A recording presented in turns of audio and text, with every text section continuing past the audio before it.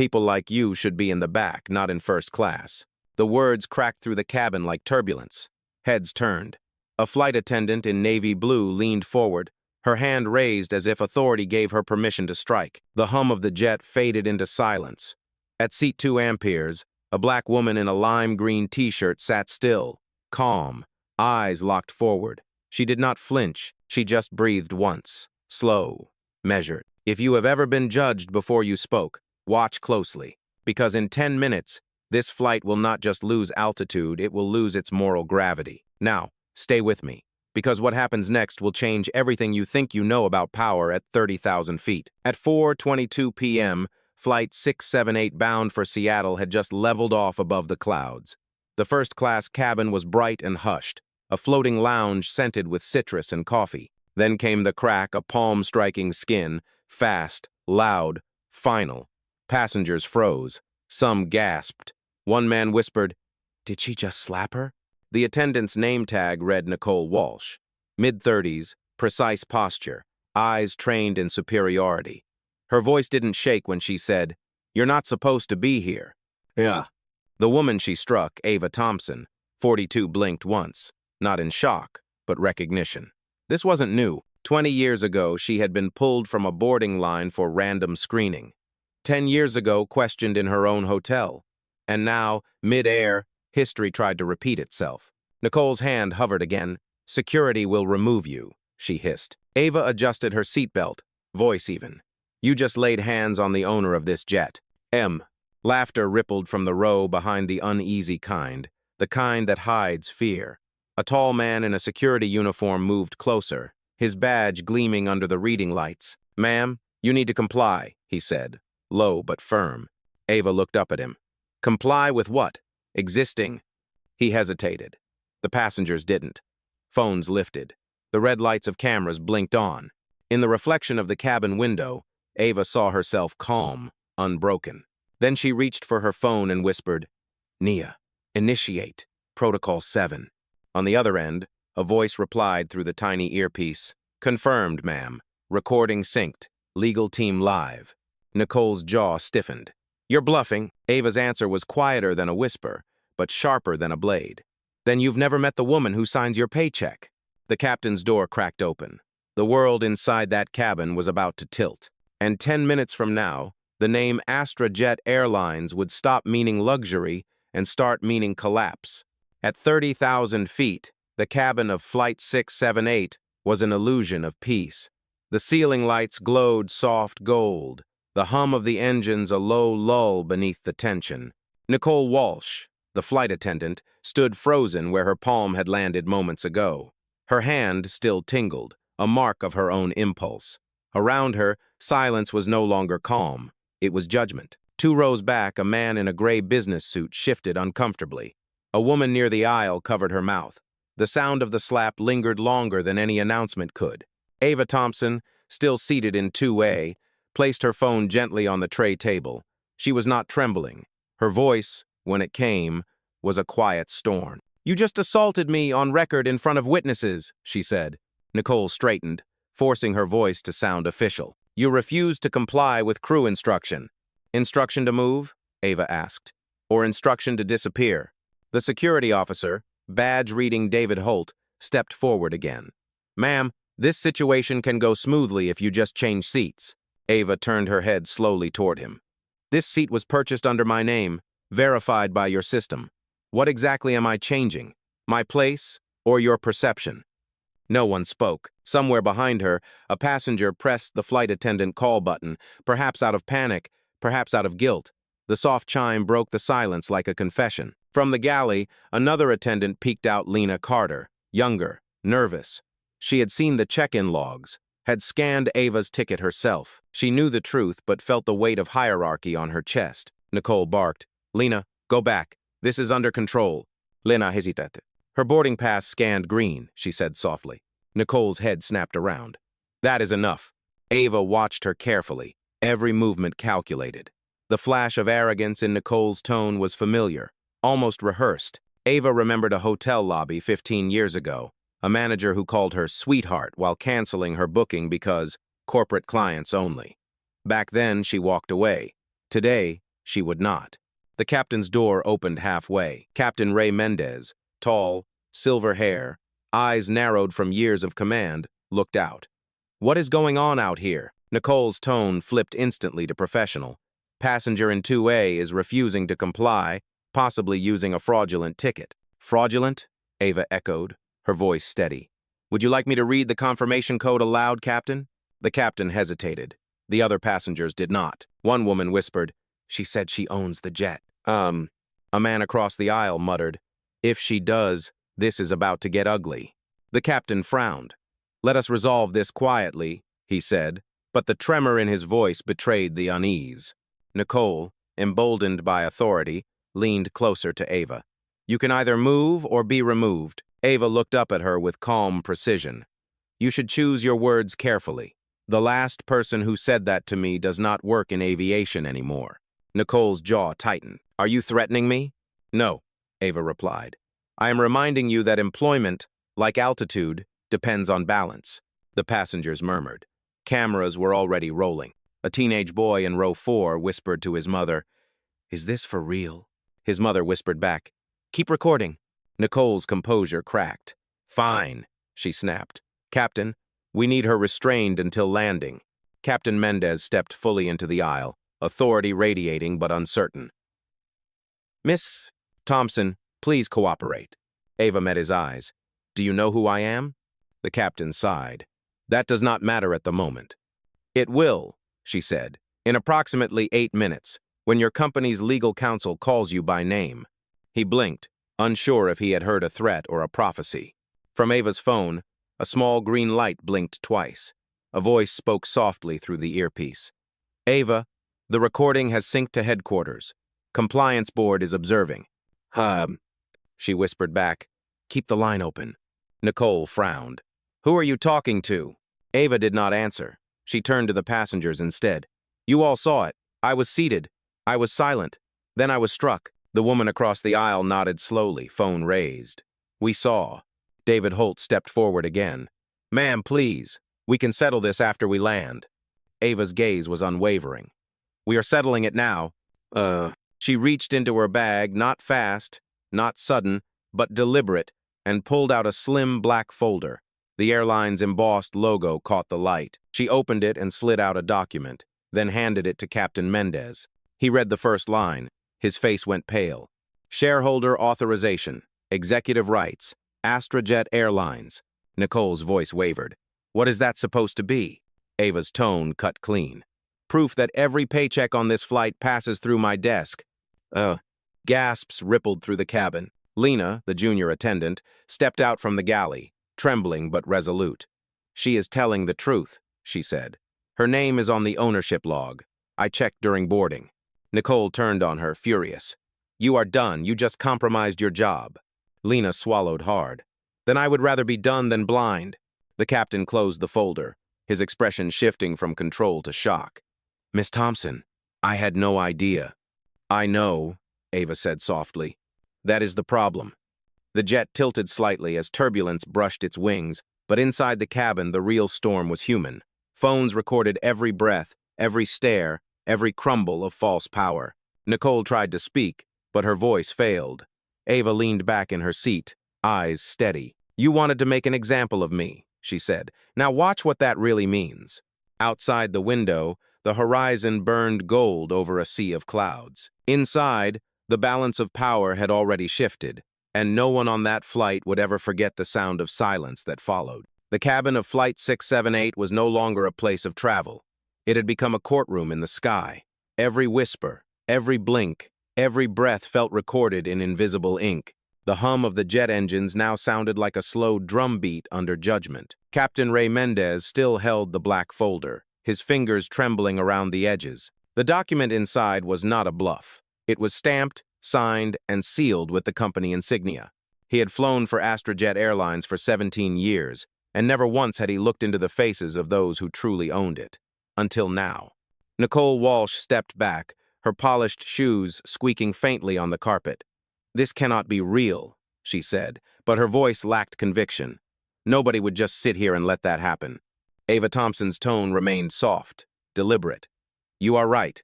Most people do not have to sit still to prove who they are.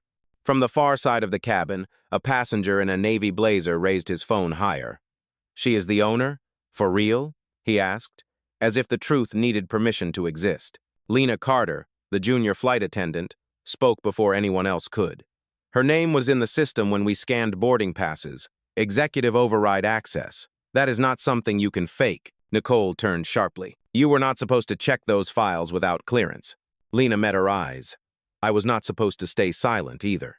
Gasps rippled again through the rows. A little girl in seat 5B whispered to her father, "Daddy, is she in trouble?"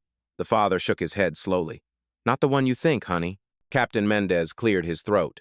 "Miss Thompson," he began, voice tight with caution, "if what you are saying is accurate, I will need to contact headquarters to verify."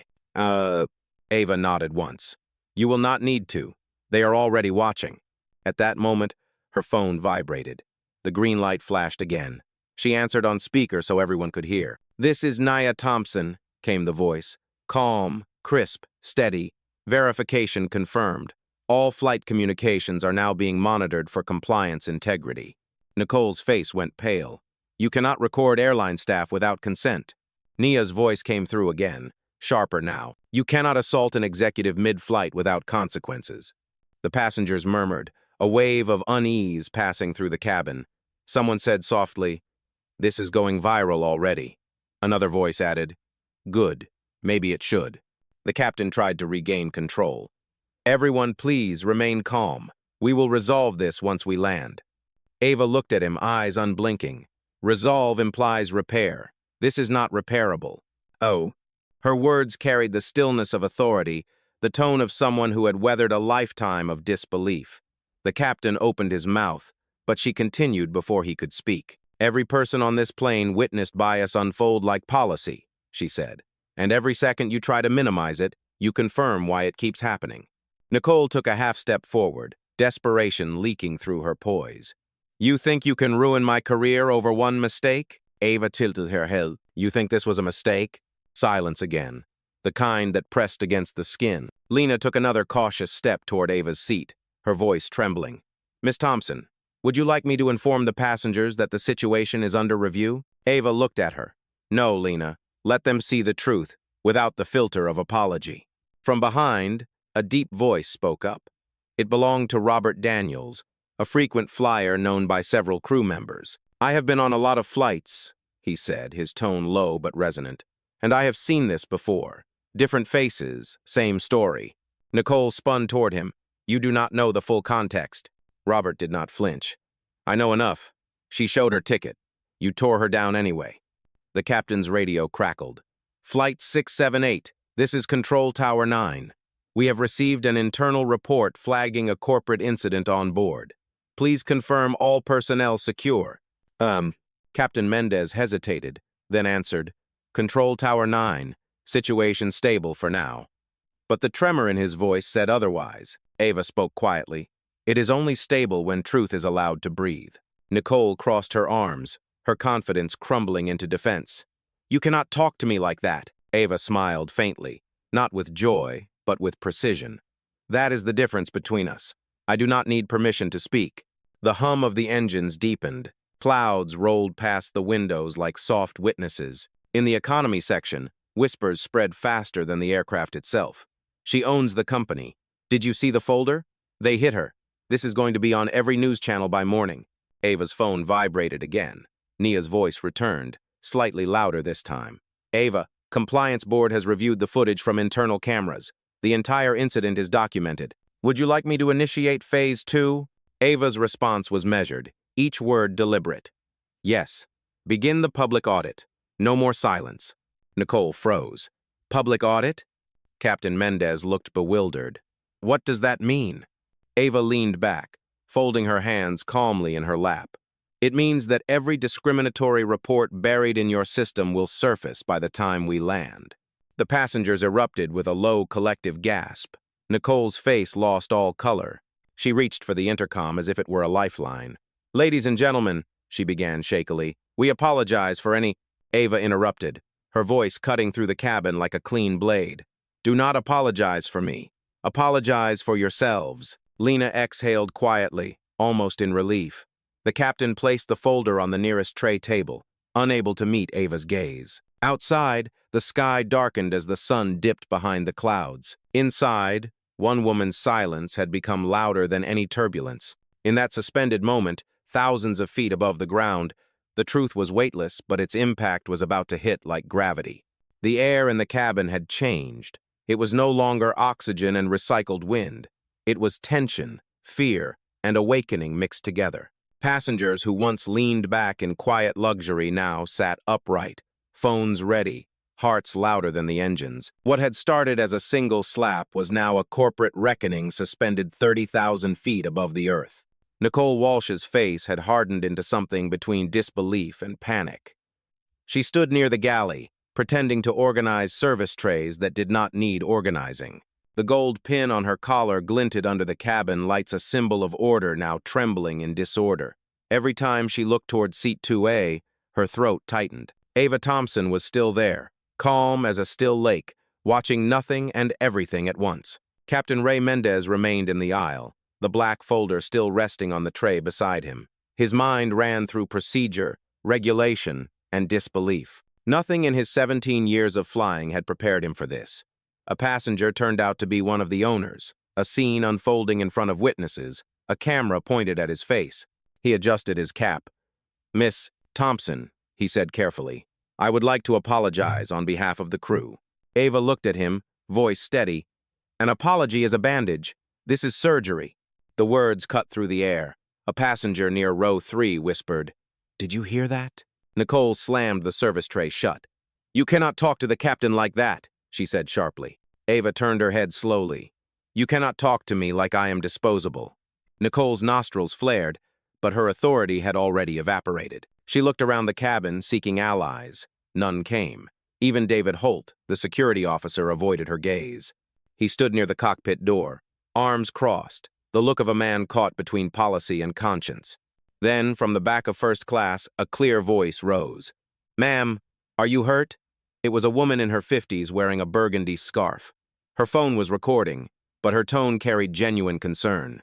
Ava answered, "No, just tired of being mistaken for a problem." "Oh." Her calmness carried weight, heavier than any anger could. The woman nodded.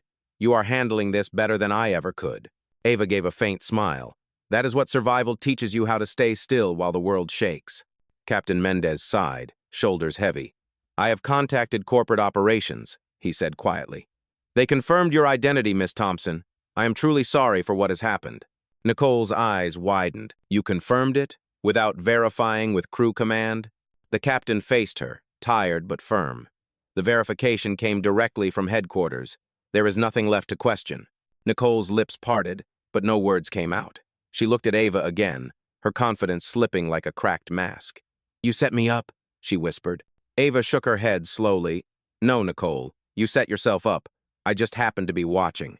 Lena Carter stepped forward from the galley, clutching her hands. "Miss Thompson," she said softly, "corporate compliance just sent an alert to all flight crews. They are requesting immediate statements from staff involved in a passenger incident." The captain nodded grimly. "That is standard protocol when there is physical contact with a passenger." Nicole's voice broke. "You cannot be serious. You are going to ruin me over one slap?" Ava leaned forward slightly. "You think it was just a slap. I think it was the sound of a system revealing itself." "Oh." The cabin fell into silence again. No one moved. The hum of the engines was now the only sound, low and rhythmic, like a heartbeat before judgment. Then Ava's phone buzzed once more. She pressed the speaker icon, her voice even. "Nia, status." The assistant's voice came through, calm and composed. "Phase 2 complete. Corporate ethics team has initiated a live review. Internal reports from 5 prior flights involving biased treatment have been linked to this crew." Nicole's face drained of color. "That is impossible." "It is documented," Nia replied. "The system does not lie. People do." Lena covered her mouth in shock. "5 prior flights?" she whispered. Ava nodded slightly. "Patterns always repeat until someone stops them." Nicole stumbled backward, bracing herself against the wall. "You do not understand what this will do to me." Ava's voice softened, not with mercy, but with truth. "It will make you face what you have done to others." M. The passengers were silent, eyes wide, recording every second. Somewhere near the rear of first class, a man whispered, "She is dismantling the airline mid-flight." Captain Mendez looked to Ava again. "Miss Thompson, corporate has instructed me to cooperate fully. They have requested that you assume interim executive authority until we land." Nicole gasped audibly. "She cannot do that." "She already has," the captain replied. The weight of that statement hung over the cabin like a storm cloud. Ava looked down at her hands, the same hands that had signed expansion contracts, merger deals, and employee reinstatements. Now they trembled not from fear, but from gravity. She lifted her gaze. "Captain, maintain course to Seattle. Upon landing, all crew involved will be debriefed and relieved of duty pending investigation." "Yes, ma'am," he said. Nicole's breathing quickened. "You are destroying my life over this." End Stree. Ava's expression stayed calm. "No, I am teaching you the cost of assumption." Nicole's eyes glistened with unshed tears. She looked away, lips trembling, but no one moved to comfort her. Even David Holt lowered his head. From the cabin speakers came a soft chime, signaling turbulence ahead. The seatbelt sign blinked on. Ava leaned back as the aircraft shuddered slightly, her voice quiet but strong. "Let the storm come," she said. "I have flown through worse." Lena stood frozen, eyes wide, watching the woman she had misjudged only an hour earlier now command the air itself. Outside, thunder rumbled far below, hidden behind layers of white cloud. Inside, another kind of thunder was building, one made of truth, consequence, and the quiet rise of dignity that no turbulence could shake. The jet rocked gently as it cut through a sea of gray clouds, the seatbelt sign glowing amber above every head. The air felt thick, heavy with anticipation. Somewhere between altitude and consequence, Flight 678 had stopped being transportation, it had become transformation. Nicole Walsh sat rigid near the galley, her once perfect posture now fractured. Her hands trembled slightly as she clutched a service napkin, twisting it between her fingers until it tore. The sound of paper ripping was small, but in that silent cabin it felt like thunder. Ava Thompson remained in seat 2A, composed, unyielding. Her reflection glimmered faintly in the window, a face both familiar and distant, framed by the quiet power of self-control. She had learned long ago that dignity was louder than rage, and tonight it was roaring. Captain Ray Mendez stood near the cockpit door, headset in hand, waiting for corporate instructions. His professionalism battled with disbelief. The voice of headquarters buzzed in his ear, low and firm. "Maintain altitude. Maintain composure. Follow her directives. We are watching in real time." He nodded once, eyes flicking toward Ava. She looked up, as if sensing the conversation. "They are listening, Captain?" "Yes, ma'am. Live monitoring through the onboard communication network," he confirmed. "Good," Ava replied. "Then they will hear the truth without interruption." Her tone carried no anger, only clarity, the kind that makes people sit straighter without knowing why. From the rear of first class, murmurs rippled. Passengers whispered about lawsuits, corporate chaos, the surreal experience of witnessing justice unfold in real time. One woman said, "I have never seen someone so calm after being hit." Another answered, "That is what real power looks like." Nicole spun around, her voice cracking under pressure. "Stop talking about me like I am a villain. I made a mistake. People make mistakes." Ava's eyes met hers. "A mistake ends when you admit it. You chose to defend it instead." "Ah." Nicole's lips quivered. "You do not know me." Ava's voice was measured, almost gentle. "Then tell me, Nicole, what made you think I did not belong in that seat? My clothes, my skin, or the silence that made you uncomfortable?" The question hung in the air like smoke. No one answered. Even the engines seemed quieter. Lena Carter, the young attendant, stepped forward timidly. "Miss Thompson, if I may, there is an incoming message from corporate ethics. They are asking to patch through directly to your device." Ava nodded once. "Put it through." Lena pressed a button on her tablet. A faint digital tone filled the cabin. Then a new voice emerged, calm, female, professional. "This is Elaine Rivers, Director of Ethics for Astrojet Airlines. Miss Thompson, we are deeply sorry for what has transpired. The footage from the cabin cameras confirms the physical contact and verbal misconduct. Immediate disciplinary action will be taken upon landing." Ava replied softly. "Thank you, Miss Rivers." But this is not about punishment. It is about prevention. How many times has this happened before? There was a pause on the other end. Too many, Elaine admitted. Most incidents were filed, some dismissed, others settled quietly. Ava's tone turned cold. No more quiet. Not anymore. The director's voice grew solemn. Understood, ma'am. We will release a statement acknowledging the event within the hour. Oh. Nicole covered her face, whispering, Please, no, not like this. Ava looked at her evenly. Then how, Nicole? How should the truth be told? Behind closed doors again? In a report no one reads? Tears slipped down Nicole's cheek. I did not mean to hit you. I just lost my temper. Ava nodded slowly. I believe you. But that is the danger you lost control because you assumed I had none. The captain exhaled, rubbing his temple. Miss Thompson, corporate has instructed me to keep the flight stable and follow your direction until landing. Would you like to make a statement to the passengers? Ava paused for a moment, then stood. Her movements were graceful, deliberate. The entire cabin stilled as she faced the row of watching eyes and glowing screens. Ladies and gentlemen, she began, her voice steady through the hum of the engines.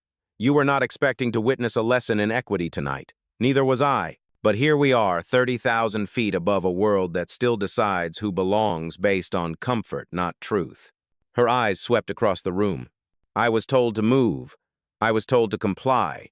I was struck for existing in a place I paid for, and yet I am still here because belonging is not granted by permission.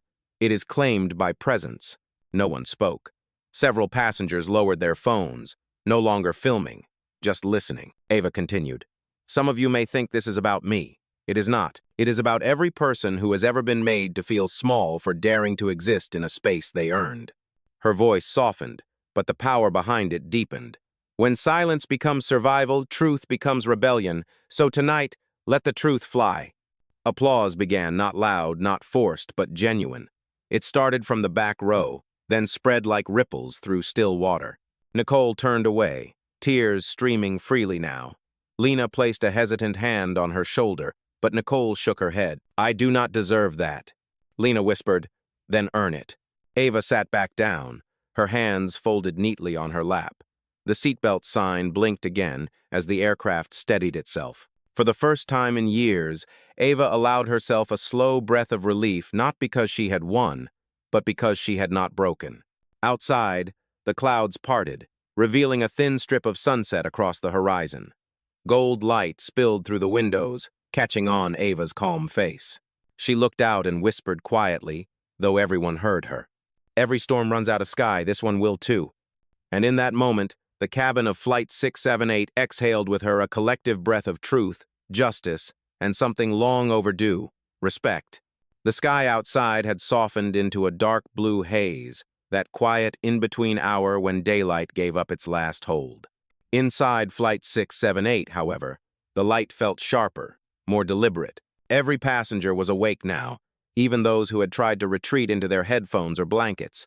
There was no escaping the weight of what had just happened. Captain Ray Mendez stepped out of the cockpit again, his voice calm but lined with exhaustion. Ladies and gentlemen, we are entering stable air.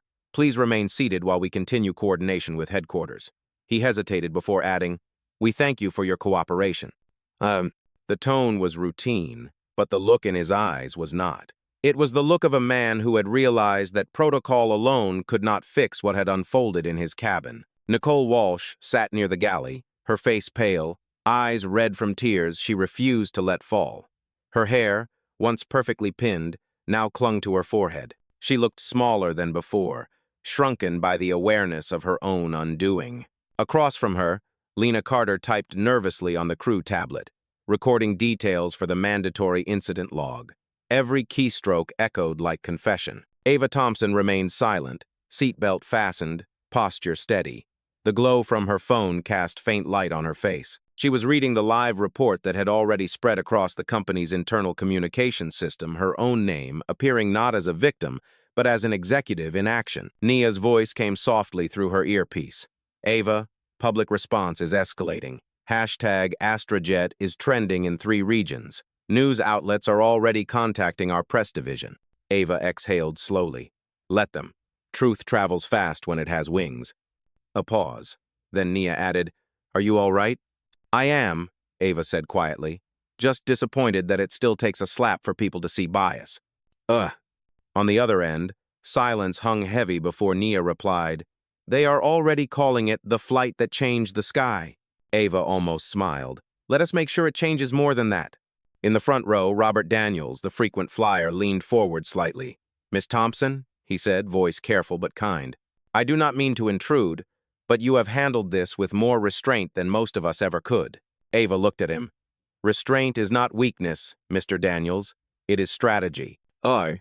He nodded slowly. Still, I hope they understand that what you did tonight was not just about one woman. It was about all of us who are tired of pretending not to see. Ava's eyes softened. Then do not pretend anymore. The cabin lights dimmed slightly as the plane descended a few thousand feet. A steward from economy stepped forward, whispering something to Lena. She turned and spoke aloud. Miss Thompson, a few passengers from the rear cabin asked if they can come forward to apologize for not speaking up earlier. Ava looked toward the back, seeing faces peering nervously over seats. Tell them there is no need, she said. Awareness is apology enough, but courage comes after awareness. I hope they remember that when they land. Nicole flinched at those words. Her voice cracked as she whispered, You make it sound like I am irredeemable. Ava did not look at her when she replied, Redemption does not come from words, Nicole. It comes from change. Prove me wrong. The silence that followed was not awkward, it was contemplative. Even the hum of the engines seemed lower, as if listening. Then Captain Mendez's radio crackled again. Flight 678. This is corporate operations. Proceed to priority landing protocol. There will be an ethics board and press liaison waiting at Gate 6 upon arrival. Copy that, he said, his voice steady but grave. He turned to Ava. Miss Thompson, they have requested your statement once we land. Ava nodded. They will get it. In full. From her seat, Lena watched her in quiet awe. To her, Ava looked untouchable not in the sense of power, but in the sense of integrity. She whispered under her breath, She is the calm after every storm. Nicole overheard and muttered, Or the storm itself. Lena turned, meeting her gaze. Sometimes they are the same thing. Ava's phone chimed again. A message flashed across the screen. Emergency ethics briefing scheduled. Immediate review. Astrojet leadership requested. She glanced at the captain. They are pulling executives into an emergency call before we even touch the ground. That is a first. Captain Mendez nodded. They have never moved this fast for anything. That is because most incidents stay buried, Ava replied. Not this one. The older woman with the burgundy scarf spoke up again, voice trembling slightly. Miss Thompson, I travel for work every week. I have seen things like this happen quietly for years. What can people like me do differently? Ava turned toward her, eyes kind but firm. Do not lower your eyes. Do not excuse what feels wrong just because it is dressed as policy. You do not need to fight every battle, but you do need to see everyone. The woman nodded, holding back tears. Thank you for saying that. The captain gave a final announcement. We will begin our descent shortly. Please fasten your seatbelts and prepare for landing. Ava looked out the window. Below them, the lights of Seattle shimmered through the dusk like scattered gold coins. The city waited, unaware that its airport was about to become the center of national attention. Nicole stared down at her trembling hands. They are going to end my career, she murmured. Ava's reply was quiet, but it carried through the cabin. Maybe they will end a pattern instead. Nicole blinked, eyes wet. For the first time that night, she did not answer. The descent began, smooth and steady. The cabin tilted slightly forward, the hum deepening as gravity reclaimed control. Passengers exchanged glances that were no longer rooted in judgment, but in reflection. Through the narrow window, the last trace of sunlight broke through the clouds, casting a warm glow across Ava's seat. She closed her eyes for a moment, feeling its warmth against her skin. For her, the flight was almost over, but the real turbulence was only beginning. And somewhere between heaven and earth, she whispered softly to herself, Let justice land with us. The landing gear began to lower with a soft mechanical thud, a sound that normally meant routine, but tonight it carried weight. Flight 678 was descending toward Seattle, but no one on board felt grounded. The cabin was a suspended courtroom, and the air was thick with both fear and clarity. Captain Ray Mendez's voice came through the intercom, calm but tight. Ladies and gentlemen, we are beginning our final descent. Please remain seated, fasten your seatbelts, and ensure your devices are in airplane mode. Thank you for your cooperation." He released the intercom button and exhaled, running a hand down his face. It was the longest flight of his career, though it had only been 3 hours. He turned toward Ava Thompson, who was seated with a stillness that was more commanding than any uniform. "Miss Thompson," he said softly, "corporate operations confirmed there will be media at the gate. They also said the ethics board wants a live statement before we taxi." Ava nodded slowly. "Then they will get one." She looked out the window. Below, the city stretched like a constellation, tiny golden lights against an ocean of darkness. She had landed here countless times before for meetings, conferences, mergers. But this landing was different. This was not business. This was justice with a boarding pass. Nicole Walsh still sat near the galley, shoulders hunched, eyes glassy. Her makeup had smudged from the tears she tried to hide. Her uniform, once pristine, now looked like a costume she no longer fit into. Lena Carter, the younger attendant, sat across from her, tablet in hand, documenting every detail. But even she paused to glance at Ava, as though studying the anatomy of composure. The plane dipped slightly as it caught a gust of crosswind. Ava's voice broke the silence. "Do you know what the worst part of discrimination is, Nicole?" Nicole blinked, startled. "That people like you think everything is about race?" Ava did not raise her voice. "No, the worst part is that people like you think it is not." The words hung between them like an invisible verdict. Several passengers exchanged glances but said nothing. The hum of the aircraft filled the silence like a heartbeat. Lena swallowed hard. "Miss Thompson," she said quietly, "corporate ethics just sent another message. They want to confirm your authorization to initiate something called the Transparent Wings Initiative." Ava nodded slightly. "I wrote that initiative 5 years ago. It was meant to audit bias in customer service and promotion systems across Astrojet. It was ignored." "Ugh." Nicole's head snapped up. "And you are bringing it back now, in the middle of my flight?" Ava's expression was calm but unyielding. "In the middle of your lesson." Captain Mendez turned from the cockpit, listening. "That program was rumored," he said. "I thought it never went live." Ava looked at him. "It will tonight." Her phone vibrated again. She pressed the speaker button. Nia's voice came through, steady and composed. "Ava, all systems are ready. The board approved activation under emergency clause. Would you like to authorize?" Ava's eyes never left Nicole's. "Authorize it." "Confirmed," Nia replied. "The audit is now live across the network. Every flagged incident involving passenger profiling, service discrimination, and internal misconduct within the last 3 years is being reviewed by the ethics board." Nicole's face went pale. "You cannot do that. That is private data." Ava turned her head slowly. "So was this flight." A hush fell over the cabin. Even the engines seemed to quiet as if listening. The older woman with the burgundy scarf, still seated in row 4, whispered, "She is changing an entire company mid-air." Robert Daniels nodded. "No, she is grounding arrogance itself." The descent grew steeper. Lights of the runway blinked faintly in the distance. Captain Mendez's voice was softer now, more human than authoritative. "Miss Thompson, headquarters is confirming public acknowledgement. They are preparing a statement for press release upon landing." "Let them speak," Ava replied, "but let their actions be louder." Nicole clenched her fists. "Do you have any idea what it is like to work yourself to the edge just to be told you are the villain?" Ava's eyes softened slightly, but not with pity. "Yes, except when I was told it was for existing." Nicole's lips trembled. She had no answer. The seatbelt sign chimed. Passengers straightened, the metallic click of buckles echoing like punctuation. Lena leaned closer to Nicole. "We are all being recorded, you know," Nicole whispered. "So is my downfall."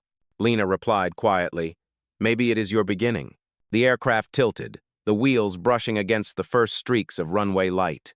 Ava closed her eyes as the city drew closer. Her mind drifted not to anger, but to memory. She was 16 again, standing in an airport security line in Atlanta. Her mother had been pulled aside for random screening. They missed their flight. She remembered the shame of watching others stare, pretending not to. Her mother had whispered, "Hold your head high, baby. They cannot touch what they cannot understand." Ava inhaled deeply, grounding herself in that old strength. Her mother had been right. Dignity was not silence, it was survival. The wheels touched down with a thunderous screech. The entire cabin jolted. For a moment, no one spoke. Then the passengers began to clap, not for the landing, but for what had survived it. Captain Mendez's voice came through the speaker once more. "Welcome to Seattle. Local time is 8:42 p.m. Please remain seated while we taxi to the gate." As the applause faded, Ava looked toward Nicole one last time. "Do you still believe people like me should sit in the back?" Nicole shook her head, tears falling freely now. "No. I just hope one day I can sit beside you." Ava nodded slowly. Then maybe this flight was worth it. The engines roared lower as the jet rolled toward the terminal, lights reflecting off the polished wing. The city outside glowed in silent witness. Inside, there was no victory parade, no cheers, just the heavy, cleansing quiet that follows truth. For the first time that night, Ava allowed herself to close her eyes and breathe. Justice had landed, but she knew this was not an ending. It was only the moment before the world opened its eyes. The plane slowed to a crawl as it turned off the main runway, its wheels humming over the taxiway. Outside the windows, blue and white lights glowed in long, even lines, guiding Flight 678 toward its gate. Inside the cabin, the silence was still unbroken, like the final quiet after a storm. No one reached for their bags. No one spoke above a whisper. The air itself seemed to wait. Captain Ray Mendez's voice returned over the intercom, softer than before. "Ladies and gentlemen, please remain seated. Ground control has instructed us to hold short of the gate for a few minutes. We will provide further updates shortly." He switched off the microphone and looked at Ava Thompson. "Ma'am, corporate security and the ethics board representatives are already at the terminal. They have requested to board before any passengers disembark." Ava nodded. "That is expected. Let them come."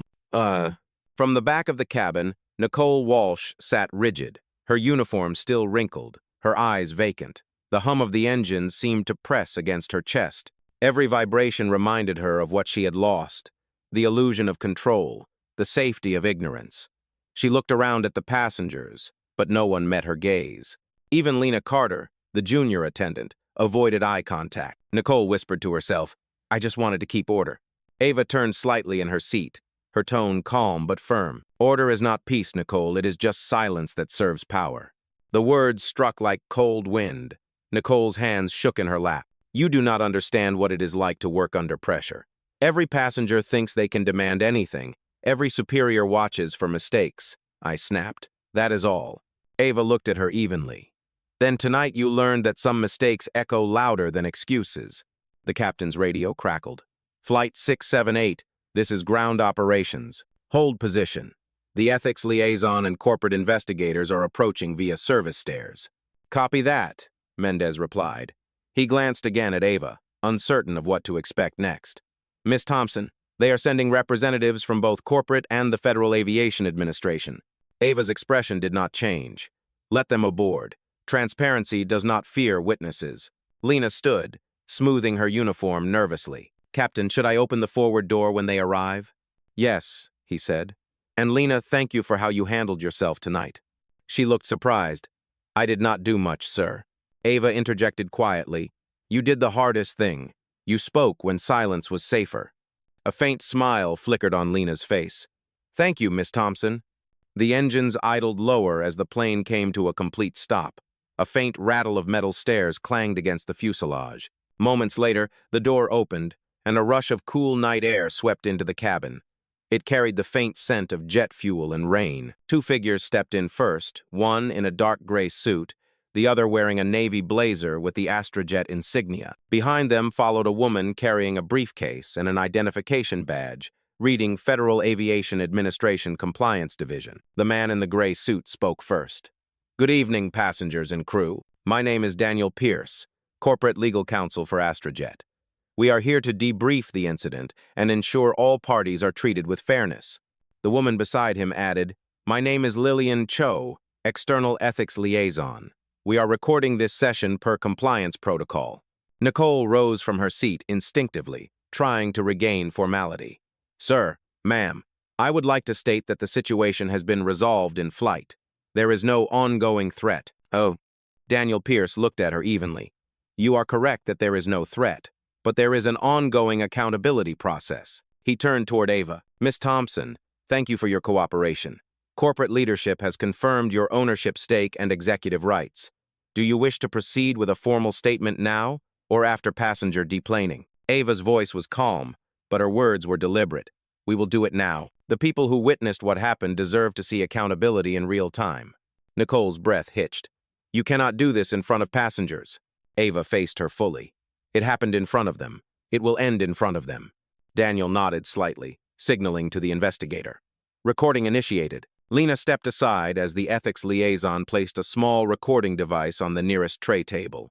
The passengers leaned in, silent, drawn by the gravity of the moment. Ava began speaking, her tone clear and unwavering. Tonight, a crew member of Astrojet Airlines verbally and physically assaulted a passenger on the basis of perceived status and appearance. That passenger was me. The incident was not isolated. It is a symptom of a larger culture that prioritizes image over integrity. Nicole's eyes filled with tears. Please, Miss Thompson, I never meant— Ava raised a hand gently. Intent is not impact. What you meant is not what I felt. What matters is what the world saw. The ethics liaison nodded, jotting notes. Statement recorded. Daniel Pierce looked at Ava. Corporate will immediately suspend the crew pending review. Miss Thompson, do you have any specific directives before we deplane? Ava's eyes swept the cabin over the weary passengers, the shaken staff, the hum of machinery that had witnessed every second. Yes, she said. I want this company to remember tonight not as a scandal, but as a correction. We do not rise by humiliation. We rise by accountability. Lena blinked hard to hold back tears. Even Captain Mendez stood straighter. Nicole covered her mouth, sobbing quietly now. I destroyed everything, she whispered. Ava's tone softened. No, Nicole. You revealed it. Outside, the sound of rain intensified against the fuselage, rhythmic and steady, like applause from the heavens. Daniel Pierce closed his briefcase, nodding. Thank you, Miss Thompson. That will conclude this phase of the inquiry. As the investigators began to escort Nicole toward the front of the cabin, Ava leaned back, her gaze fixed on the dark window beside her. The reflection staring back was not triumph, it was truth. Passengers began to clap softly, the sound growing until it filled the cabin. It was not celebration.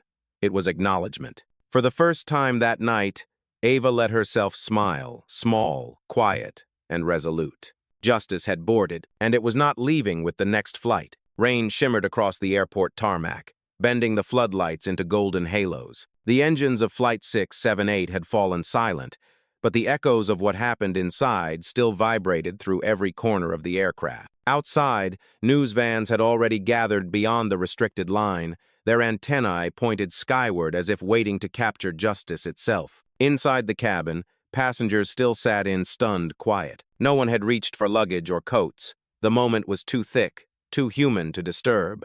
A few whispered to one another, voices trembling between outrage and awe. Someone said, I feel like we just lived through history. Another answered, no, we lived through correction. At the front of the cabin, Nicole Walsh stood near the open doorway.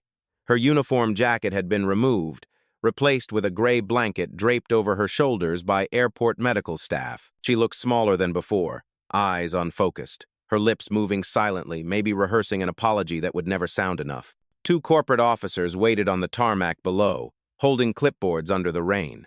A portable staircase had been rolled to the aircraft, its metal steps gleaming wet beneath the floodlights. Lena Carter hovered nearby, torn between empathy and duty. She looked at Nicole, then at Ava Thompson, who remained seated in 2A, perfectly still. Ava's calm had become something almost mythic now, a silence that others leaned toward. Captain Ray Mendez stepped out of the cockpit and cleared his throat. Ladies and gentlemen, ground control has authorized deplaning once company officials complete their initial review. Please remain seated until directed. Then he turned to Ava, speaking more softly.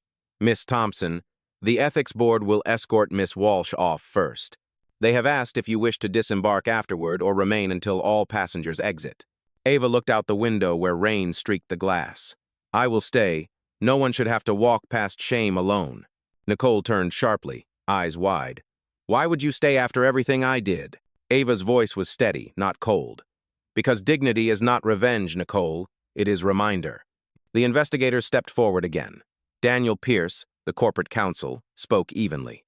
Miss Walsh, we are escorting you to the compliance lounge. You will have an opportunity to make a formal statement. Do you understand? Nicole nodded weakly, her voice barely audible. Yes, sir. As she descended the steps, The cabin remained silent. The sound of rain filled the space she left behind. Passengers looked on not with cruelty, but with the sober weight of witnessing consequence. Lena watched her go, whispering to herself, "I hope she learns something from this." Ava replied quietly, "She already has. Whether she accepts it is her choice." The ethics liaison turned toward Ava.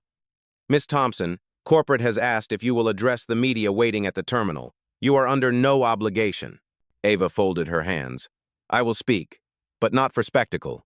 The liaison nodded respectfully. "Understood." Ava stood slowly, her movement unhurried yet commanding. Passengers turned their phones toward her again, though none dared speak. Her composure made the cabin feel sacred, as if history had taken a seat among them. She took one step into the aisle and faced them. "What happened on this plane was not new," she said. "It was only finally seen." Her voice was clear, carrying without force. "For years, people like me have endured suspicion dressed as policy, disrespect disguised as procedure. We were told to be patient, to be quiet, to wait for progress. But progress does not arrive on time. It must be flown here by those who refuse to sit in the back." No one breathed. Even the hum of the lights seemed to dim in reverence. Ava continued, "Do not remember this flight as a scandal. Remember it as proof that silence has an expiration date. Tonight, it reached altitude." The passengers erupted in soft applause, respectful and heavy with emotion. Some wiped tears. Others simply nodded, as if something invisible inside them had shifted. Captain Mendez stood beside her, his voice thick with admiration. "Miss Thompson, I have flown thousands of hours, but I have never witnessed courage like yours." Ava turned to him. "Courage is not the absence of fear, Captain. It is the choice to keep breathing when fear tightens the air." He bowed his head slightly, unable to speak. Outside, a corporate car pulled up near the stairway. The rain was easing now, tapering into a soft mist that glowed under the runway lights. The ethics liaison gestured gently. "Miss Thompson, they are ready for you." Ava nodded, then turned back to the passengers one last time. "You all saw what happened. If you ever find yourself in a similar moment, do not freeze. Do not whisper. Speak. That is how the air changes." With that, she stepped forward down the aisle, every footfall deliberate. The passengers moved aside instinctively, like water making way for a current. As she reached the door, the scent of rain hit her first clean, electric, unfiltered. Daniel Pierce held an umbrella above her as she descended the metal stairs. Reporters waited behind the security line, flashes reflecting off the puddles like broken stars. A few shouted her name, but she kept walking until she reached the car. Just before entering, she turned back once, looking up at the jet that had carried both prejudice and proof in the same cabin. The company logo shimmered faintly under the lights. She whispered softly, "You can rebuild an airline, but you cannot rebuild trust without truth." Then she stepped into the car, closing the door gently behind her. Inside the cabin, Lena finally sat down, letting out a long, shaky breath. She looked out the window where Ava had just stood moments ago. "She did not raise her voice once," she said quietly. Captain Mendez replied, "She did not have to. The sky raised it for her." "Oh."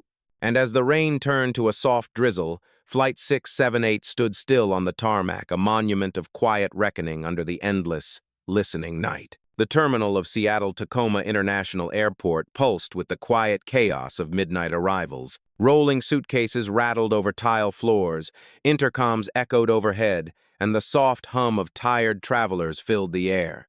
But at Gate 6, time seemed to hold its breath. Security officers stood in a half-circle near the jet bridge. Beyond them, reporters waited, microphones poised, cameras blinking like restless eyes. The door to the jetway opened. Ava Thompson stepped into the light. The sound of cameras clicked in staccato bursts, rapid and sharp, like distant thunder. She did not flinch. Her footsteps were steady, deliberate, the kind of pace that demanded attention without asking for it. Behind her, the rain still tapped gently against the windows, a quiet percussion to the storm she had already survived. Daniel Pierce, the corporate legal counsel, walked beside her, umbrella in hand, though the rain had stopped. "Miss Thompson, the press has been instructed to stay behind the marked line," he said carefully. "We can proceed directly to the conference room for your private statement if you wish." Ava's gaze swept over the gathering of faces, some sympathetic, some predatory, some merely curious. "No," she said calmly. They do not need another filtered apology. They need the truth, unedited. Daniel hesitated. Are you certain? She nodded once. If transparency is painful, it is because we have lived too long in comfort with deception. The flashbulbs brightened as she approached the microphones. The crowd's murmur dimmed into a tense hush. A reporter in a navy raincoat spoke first. Miss Thompson, is it true you were physically assaulted by an Astrojet employee? Ava's expression did not change. Yes, but what matters more than the slap is the reflex behind it. It was not a hand, it was a habit. And habits only break when they are seen. The journalist lowered his microphone slightly, caught off guard by the calm precision of her answer. Another reporter called out, Do you plan to press charges? Ava paused before answering. Accountability does not always wear a courtroom badge. Sometimes it wears reform. Sometimes it wears awareness. But tonight, it will wear honesty.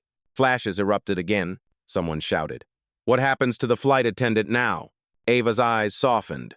Consequences, yes. Condemnation, no. She is not the disease. She is a symptom.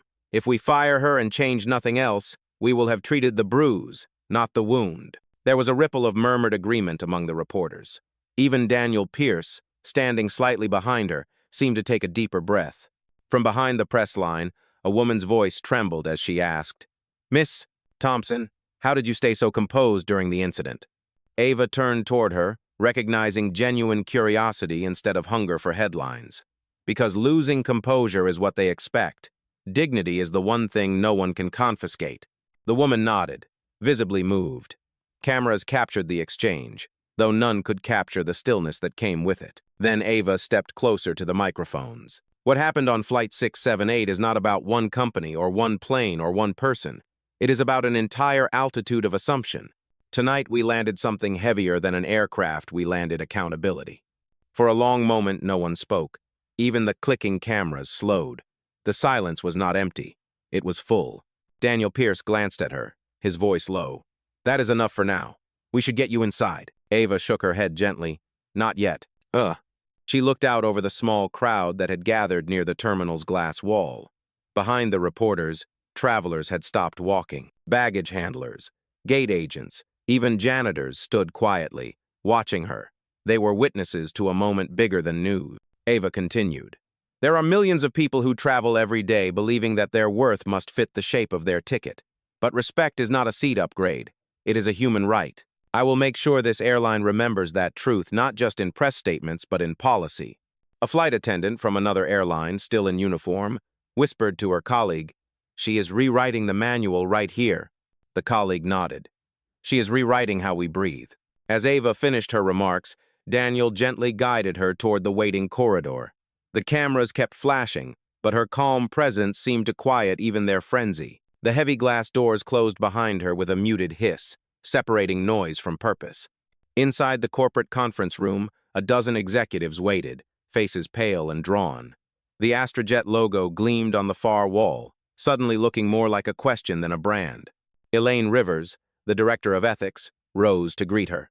Miss Thompson, thank you for coming straight here. The board has already voted to suspend the flight crew involved and initiate a full audit of bias incidents across all divisions. Ava sat down slowly, her posture impeccable. Good. But I do not want an audit that collects dust. I want one that breathes change. Elaine nodded. Understood. We will publish the findings publicly. No redactions. Daniel added, The shareholders will have to approve that. Ava's tone sharpened, still measured. I am one of them, M. That reminder hung heavy in the air. No one argued. Elaine took a deep breath. There is one more issue, Miss Thompson. The union has reached out. They want you to know that several employees have filed anonymous statements confirming similar experiences of bias. They are asking if you would consider addressing the staff directly tomorrow. Ava folded her hands. I will, not as their superior, but as their reflection. Elaine tilted her head. Meaning? Meaning, Ava said quietly, if they can see themselves in me, they will stop fearing what I represent. For a moment, even the air conditioning seemed to pause. Finally, Daniel spoke again. Miss Thompson, the world outside is waiting for more than policy. They are waiting for your voice. Ava stood, straightening her jacket. Then let us give them something worth hearing. Outside the glass wall of the conference room, Reporters pressed closer, their silhouettes ghosted against the rain. Inside, Ava Thompson turned toward the boardroom window, where the reflection of her face overlapped perfectly with the Astrojet emblem behind her. For the first time in a long time, the company and the conscience shared the same image, and in that quiet overlap, a storm began to clear. The conference room had emptied, but the silence it left behind was dense, almost physical. The fluorescent lights hummed softly overhead, their glow bouncing off the polished mahogany table. Outside, the last of the reporters had dispersed, leaving behind only the rhythmic whisper of rain against the glass. For the first time in hours, Ava Thompson was alone. She stood near the window, her reflection framed by the city lights beyond. Her phone buzzed quietly on the table beside her notifications, statements, press alerts, but she ignored them all. She was not ready to speak to the world again. Not yet. When the door opened, it startled her more than she expected. Elaine Rivers stepped in, her usual precision softened by exhaustion. She held a folder against her chest. "Ava," she said gently, "you should rest. The board meeting can wait until morning." Ava turned toward her, her eyes steady but distant. "The company is awake tonight, Elaine, so I will be too." Elaine sighed and placed the folder on the table. "I know that look. You are not done yet, are you?" "No," Ava said quietly. "I cannot be done until I understand how something like this still happens inside a company I helped build." Elaine hesitated. "Would you like the data reports? We can have compliance send—" "No," Ava interrupted, her tone still calm. "I do not need reports. I need truth." She walked slowly toward the long table, fingertips grazing its surface as she spoke. "Numbers tell you what happened. Stories tell you why. I want to hear the stories." Elaine nodded, realizing that resistance was pointless. "Then I will stay." Ava gave her a faint, appreciative smile. "You always did know when silence needed company." The two women sat across from each other. For a long moment, neither spoke.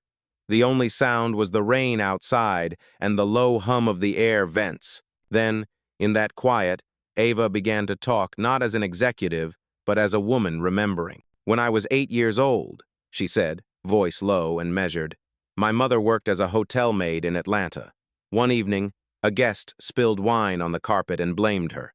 The manager made her kneel to scrub it clean in front of everyone. I remember the sound of the brush on the floor. I remember thinking it sounded like an apology she never owed." Elaine's eyes softened. "You never told me that story." "I learned early that silence keeps doors open," Ava replied, "but it also keeps wounds fresh." She leaned back in her chair, exhaling slowly. "When I joined Astrojet, I wanted to build a company where dignity was not conditional, where professionalism did not depend on the color of your skin or the smoothness of your accent.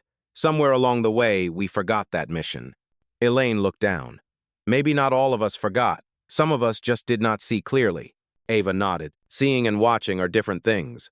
Watching is passive. Seeing demands courage." Her phone buzzed again. She finally picked it up. A message from Nia appeared on the screen. "Social impact report trending globally. Hashtag dignity in flight has reached 12 million posts." Ava stared at the message for a moment before setting the phone face down. 12 million people, she murmured. "That is a lot of eyes. I hope they are looking at more than a headline." Elaine tilted her head. "They are, Ava. You have made people feel something they have not felt in a long time. Validation." Ava smiled faintly, but it faded almost immediately. "Validation is fragile. It fades once the world moves on to the next scandal. I want change that outlives hashtags." Her words lingered, sharp and deliberate. She rose from her chair and paced toward the window again. "Tomorrow, I will issue 3 directives: a full-scale diversity audit, an anonymous employee reporting system, and a restructuring of our leadership training to include empathy and bias accountability. This cannot end with one headline." Elaine's brow furrowed. "That will not make you popular with the board." "I am not trying to be popular," Ava replied. "I am trying to be permanent." Thunder rumbled faintly in the distance, like applause muffled by clouds. Elaine stood and approached her. "You know, Ava," she said softly, "you have turned an act of humiliation into a movement. Most people would have broken." Ava's expression softened. "I did break, Elaine, just quietly where no one could see. But sometimes breaking is what lets the light in." She turned back to the table, running her hand along the cold surface of the folder Elaine had brought. "What is in there?" she asked. Elaine hesitated before answering. The preliminary internal reports. They confirm what you suspected. This was not the first incident. There have been 17 prior complaints of discriminatory behavior across flights in the past year. Ava closed her eyes briefly. 17. That is 17 people who were told their experience was isolated. She sat down again, fatigue finally settling into her posture. We have a lot of rebuilding to do. Elaine nodded. You are not alone in that. Ava met her gaze, gratitude flickering behind her composure. I know, but leadership means standing alone first so others will not have to.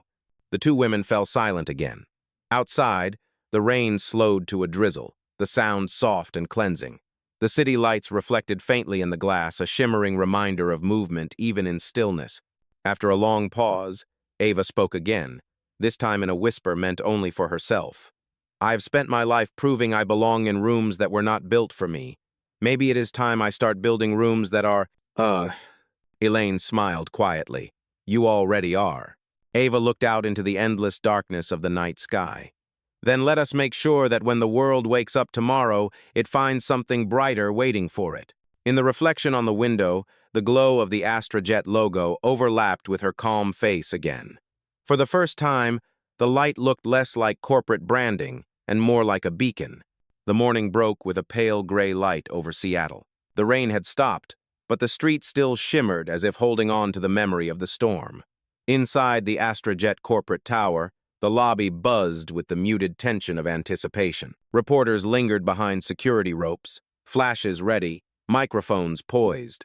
Employees arrived in cautious clusters, whispering about the flight that had shaken the sky. In the top-floor executive suite, Ava Thompson stood in front of a long window overlooking the city. Her coffee had gone cold on the desk beside her, untouched. She wore a simple charcoal suit, her hair tied back neatly. Her posture was calm, but her eyes, those steady, deliberate eyes, betrayed the weight of what lay ahead. Nia entered quietly, tablet in hand. Good morning, Ava. The board is gathering. The ethics team is online, and we have external observers from 3 agencies joining remotely. The meeting link is already live. Ava turned from the window, voice composed. Thank you, Nia. Have they received the briefing notes? Yes, ma'am. Every department head has a copy. And one more thing, there are already over 20,000 comments on the company's statement from last night. The public sentiment is overwhelmingly in your favor. People are calling you the voice of calm justice. Ava gave a faint, tired smile. Justice should not need a face, Nia. But if it does, let it wear composure instead of rage. Nia nodded. They are ready when you are. Ava glanced at the clock, 8:35 a.m. sharp. Then let us begin. They entered the boardroom together. A row of monitors lined the far wall, each displaying a live feed of senior executives, legal advisors, and external consultants. Around the table, a mix of silence and discomfort filled the air. Everyone knew that this was not a routine meeting. This was a reckoning disguised as corporate procedure. Elaine Rivers was already seated, her notes organized into neat stacks. She looked up and offered Ava a brief nod. Morning, Ava. We are ready. Ava took her seat at the head of the table, placing both hands flat on the polished surface. She waited until the soft shuffle of chairs stopped before speaking. Before we begin, she said evenly, I want to remind everyone why we are here. We are not here to manage a crisis. We are here to correct a culture. Her words were simple, but the tone carried authority that reached through the screens and into every person's chest. She continued, Flight 678 exposed a failure that runs deeper than one crew member's actions. It revealed an attitude, a pattern that has quietly shaped how this company treats both its passengers and its employees. That ends today. A murmur rippled across the virtual conference. The chief financial officer, a man named Gregory Shaw, cleared his throat. Miss Thompson, with all due respect, we support your moral stance, but an immediate overhaul of corporate policy will affect operations. We are looking at potential legal settlements, stock fluctuations, and public relations backlash if this escalates. Ava met his gaze directly. Mr. Shaw, the stock will recover. Integrity does not always have a short-term profit margin, but it has the longest return on investment. There is trust. Elaine suppressed a small smile. Well said, she murmured. Ava leaned forward slightly. Here is what will happen next. Effective immediately, All Astrojet staff will undergo mandatory equity and ethics retraining. Every complaint of discrimination filed in the last 3 years will be reopened and independently reviewed. Compensation will be issued where failure is proven. The chief legal officer spoke up from one of the screens. Miss Thompson, reopening those cases could expose us to significant liability. Ava's tone did not waver. Then we will pay what we owe. Accountability is not liability. It is responsibility. The room fell quiet again. Someone on the far end of the table took a slow breath. Elaine then interjected. I will oversee the Ethics Reform Task Force. We will establish a direct reporting line to Miss Thompson and the board, with full transparency to the press. Gregory shifted uneasily. You are planning to involve the press directly? Yes, Ava said. We will not fix what we hide. The monitors flickered as several executives exchanged tense looks. Ava let the silence linger long enough to let the discomfort settle. Then she spoke again, her tone gentler but firm. When I built this company, I believed that flying could be more than transportation. It could be connection. A space where strangers from every corner of the world could sit side by side without hierarchy, even for a few hours. Somewhere along the way, we lost that vision. Her voice dropped lower, steadier. But last night reminded me that we can find it again. Elaine nodded quietly, emotion flickering across her face. Ava, people will follow your lead. You are giving them a blueprint for decency. Ava shook her head slightly. No, Elaine. I am giving them a mirror. They must choose what they see. From the far end of the room, Nia's tablet vibrated. She glanced at the notification, then looked up. Ava, the Federal Aviation Administration just released a statement. They have announced a new collaborative review initiative on airline ethics standards, crediting Astrojet's leadership for initiating the discussion. Ava took a deep breath, her eyes softening. Then perhaps something good finally took flight. Gregory exhaled slowly, his earlier defensiveness fading. Miss Thompson, he said, I think the board owes you an apology for not seeing what you have been fighting for all along. Ava's response was quiet. Apologies are like takeoff. They mean nothing without follow-through. The room stayed silent, the kind of silence that meant agreement without needing words. Finally, Elaine closed her folder and said, I think that is our new flight plan. Ava looked around the table. The faces before her were no longer just executives. They were witnesses, participants in something larger than business. She stood and placed her hands on the back of her chair. We cannot control the turbulence that comes with truth, but we can control how we fly through it. The rain outside began again, gentle and steady, like punctuation to her words. And as Ava looked out at the skyline, silver clouds lifting slowly over the awakening city, she whispered to herself, this is not the end of a flight. It is the beginning of altitude. By midday, the gray sky had cleared into a pale, trembling blue. From the top floors of the Astrojet Tower, sunlight spilled through glass and steel, washing the office in a rare stillness. The storm had passed outside, but inside the building, the air still carried the pulse of aftermath. Conversations were hushed, footsteps careful, glances measured. Ava Thompson moved through the hallway toward the training auditorium, a glass-walled room now converted into a live broadcast studio for the company's first open employee address. Technicians adjusted lights and microphones. The Astrojet emblem glowed softly on the digital backdrop behind the podium. 1,000 employees were logged in through internal live stream, faces filling screens in every regional office, every maintenance base, every gate lounge. Nia walked beside her, tablet in hand. We are set for broadcast in 5 minutes. Cameras 1 through 4 are live. There are 23,000 employees tuned in worldwide. Oh. Ava adjusted her cufflink absent-mindedly.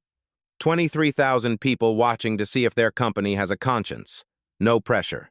Nia smiled faintly. You have handled worse at 30,000 feet. Ava gave a quiet laugh, the sound small but sincere. At least then I had clouds to hide in. When she entered the auditorium, the room fell into a kind of reverent hush. Elaine Rivers was already seated near the front, along with several members of the ethics committee. Gregory Shaw, the chief financial officer, stood awkwardly near the corner, hands clasped. For once, he looked less like a man guarding profit and more like a man guarding hope. The stage lights warmed to a soft amber glow. Nia signaled a countdown. We are live in 3, 2, 1. Ava stepped up to the podium. Good afternoon, she began, her voice steady and resonant. If you are hearing me today, you are part of Astrojet. That means you are part of what we build, what we break, and what we repair. Her gaze traveled across the cameras as though she could see each employee personally. In the last 24 hours, the world has seen us at our worst and at our best. What happened aboard Flight 678 was not a single failure. It was a mirror, and the reflection it showed us was uncomfortable but necessary. She paused, letting the silence breathe. We cannot unhear that slap. We cannot unsee that injustice. But we can decide what it will mean. The room was still. Even the technicians stopped moving. Ava continued, her tone shifting from calm to deliberate conviction. I've spent my career in rooms where people whispered about diversity instead of practicing it, where fairness was a slogan instead of a standard. That ends today. This is not an announcement, it is a beginning. Behind her, the screen came alive with words in bold white letters. The Transparent Wings Initiative. A ripple of recognition spread through the employees watching remotely. They had heard of it years ago, a dormant project shelved under the label Too Ambitious. Ava turned toward the screen briefly. 5 years ago, I proposed this initiative to track equity across every level of Astrojet hiring, promotion, passenger treatment, disciplinary action, everything. It was ignored. Today, it becomes law within this company. Her voice grew firmer. Every employee will have access to report bias or misconduct directly, without fear, without hierarchy. Every department head will be accountable for patterns, not just performance. And every year, those findings will be made public. We will measure integrity as carefully as we measure profit. Elaine's eyes glistened, pride and emotion flickering together. Gregory Shaw shifted uncomfortably, then slowly began to nod. Ava looked straight into the nearest camera. For those of you who think this is too much, remember this. Equity is not generosity. It is correction. It is how we stop mistaking arrogance for order. The words sank deep. On the screens in distant offices, hundreds of employees leaned closer, the weight of her tone impossible to ignore. She continued, more quietly now. I know what it feels like to be told to stay quiet for the sake of professionalism. I know what it means to smile when you are being diminished. I know the exhaustion of carrying grace where anger should live. But I also know this, our silence has never protected us. It has only protected comfort. For a moment, Ava's composure wavered not in weakness, but in humanity. If you have ever been told you do not belong, know that this company belongs to you now. Your dignity is not a department policy. It is our foundation. Oh. Applause began first from Elaine, then from the small group in the room, then from hundreds of virtual offices across the world. The sound swelled like rising air, carrying through the speakers. Ava waited for it to settle before speaking again. Let this day be our new departure gate. Let Astrojet be known not for altitude, but for integrity. Because the higher we climb, the more clearly the world sees who we are. The broadcast ended, the company logo fading slowly into a white horizon. As the lights dimmed, Nia approached with her tablet. Feedback is flooding in positive across every region. Ground staff in Johannesburg just sent a message. For the first time, we feel seen. Ava smiled softly. Then maybe this flight finally reached everyone. Elaine joined them, placing a hand on Ava's shoulder. You did it. You turned humiliation into reform. Ava looked toward the window, where sunlight broke across the skyline, painting everything gold. No, Elaine. We turned silence into sound. She walked toward the exit, her heels echoing against the marble floor. Outside, the city shimmered with afternoon light. People on the street had already begun to hold their phones up, watching clips of her speech spreading across social media. The hashtags glowed like digital constellations. Number Dignity in Flight, number Ava Thompson, number Transparent Wings. For the first time in her career, Ava did not feel like she was carrying the company. She felt like the company was finally learning to carry itself. As she stepped into the elevator, she exhaled slowly, almost a sigh of release. Every empire begins with walls, she whispered to herself. Every movement begins with a door left open. And as the elevator descended, the sunlight followed her down the glass shaft like a promise, steady, patient, and bright enough to reach the runway. The elevator doors opened onto the ground floor with a soft chime. The lobby of Astrojet headquarters was no longer the same sterile space it had been yesterday. Overnight, It had transformed into a living pulse of conversation and energy. Employees stood in small clusters near the coffee stations, eyes bright, voices low but purposeful. Some smiled faintly when they saw Ava Thompson step out. Others straightened instinctively, as though her presence carried both calm and consequence. Ava moved slowly through the hall, every footstep echoing against marble floors. The giant digital display behind the reception desk now played the company's new motto, "Integrity takes flight." Beneath it scrolled a live ticker showing the number of employee submissions to the transparent Wings portal, already hundreds within the first hour of launch. Nia joined her, matching her stride. "It is working," she said softly. "Employees from 5 different regions have already submitted their stories. Some are old reports that were ignored, others are new. People are finally speaking." Ava nodded. "That is the sound of change. It always starts with whispers before it becomes a roar." As they reached the entrance, the glass doors opened automatically, revealing a morning alive with reflection. Across the street, a crowd had gathered: airport workers, travelers, journalists, and ordinary citizens holding signs that read, "Justice at 30,000 feet, and dignity is not optional." Cameras flashed as Ava stepped outside, but she did not hurry away. She stood still for a moment, breathing in the crisp air, feeling the weight of eyes that no longer doubted who she was. Elaine Rivers followed behind, clutching a tablet. "Ava, the press is asking for a follow-up interview this afternoon. They want your reaction to the government's statement." Ava turned slightly. "What statement?" Elaine handed her the tablet. On the screen was a headline from the Federal Aviation Administration. "FAA announces partnership with Astrojet to establish industry-wide bias prevention standards." Beneath it was a quote attributed to the administrator herself. "Thanks to Miss Ava Thompson's leadership, the airline industry has been reminded that safety is not only mechanical, it is moral." Ava stared at the words for a long moment. The crowd's noise faded into a hum. She handed the tablet back. "It is a start," she said. "But let us make sure it does not end with another committee and another press release." Elaine smiled slightly. "You are incapable of accepting partial victories, aren't you?" Ava's lips curved faintly. "Partial victories build temporary empires. I am after permanence." Before they could move farther, a man broke from the crowd barrier and approached cautiously. He wore an Astrojet maintenance uniform, grease stains on his sleeves, exhaustion in his eyes. Security stepped forward, but Ava raised a hand to stop them. "It is all right," she said. "Let him speak." The man's voice shook slightly.